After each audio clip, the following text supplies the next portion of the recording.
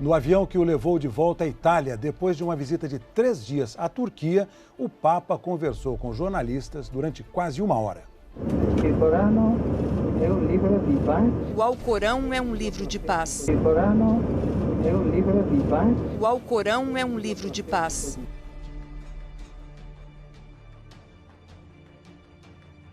A declaração do Papa Francisco durante a viagem de volta a Roma repercutiu no mundo inteiro.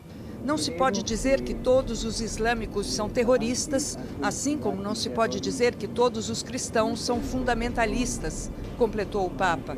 Para ele é preciso que os líderes islâmicos, sejam eles políticos, religiosos ou acadêmicos, condenem claramente o terrorismo.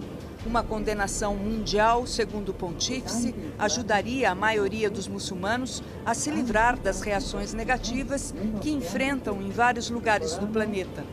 Sobre o momento em que rezou na Mesquita Azul, disse que estava ali como um peregrino e que fez orações pela Turquia e pela paz. A viagem à Turquia foi um dos passos mais importantes que um líder da Igreja Católica Romana deu na aproximação com os cristãos ortodoxos, desde que se separaram no século XI. O Papa também manifestou o desejo de se encontrar com o patriarca de Moscou. A Igreja Ortodoxa Russa mantém as relações mais delicadas com o Vaticano. This woman is on a mission. She's not a Muslim, and her Muslim dress is a disguise. Her mission is for Muslims to know what is in the Quran. She says if more Muslims knew what was in the Quran, more would leave Islam. Mona Walter came to Sweden from Somalia as a war refugee when she was 19. She says she was excited about joining a modern European nation with equal rights for women. As a young Muslim woman, that was not the Sweden she encountered. In fact, she says it was in Sweden where she first experienced radical Islam on a daily basis. I discovered Islam here in Sweden. In Somalia, you're not just born in a Muslim country without knowing the Quran. But when you come to Sweden, then you go to mosque. And there's a Quran, so you have to cover yourself, you have to be a good Muslim. Walter says she grew up in Somalia never having read the Quran. So I didn't understand what I was part of. I didn't know who Muhammad was. I didn't know who Allah was. So when I found out, I was upset.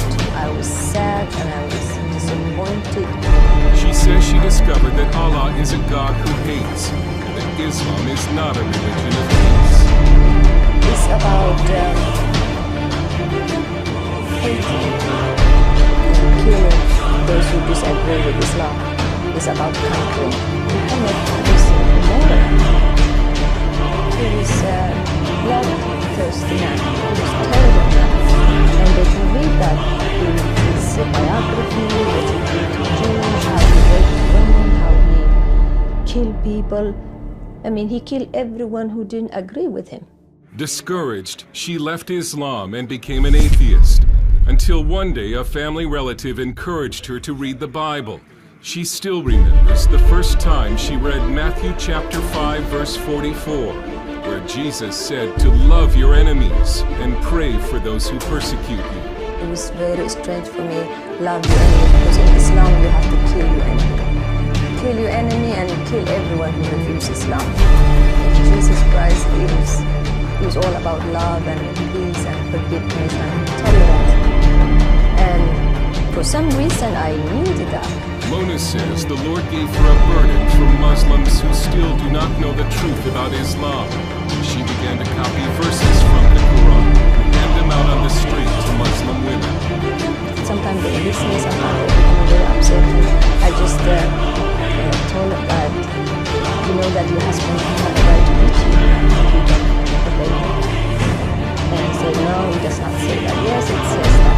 I thought that if I tell them about Muhammad and about the Quran, this God of Islam who hates, who kills, who discriminates women, maybe they will have a choice and leave. But in politically correct Sweden, Mona Walter has come under attack for simply telling Muslims what is in the Quran. And I've been called Islamophobe and yeah, you've been bought, you're a house nigger and stuff like that, terrible things. She has also been called a racist. Walter warns that Islamic radicalism is a serious threat in Sweden. It says Swedish society should care more about women trapped in Islam.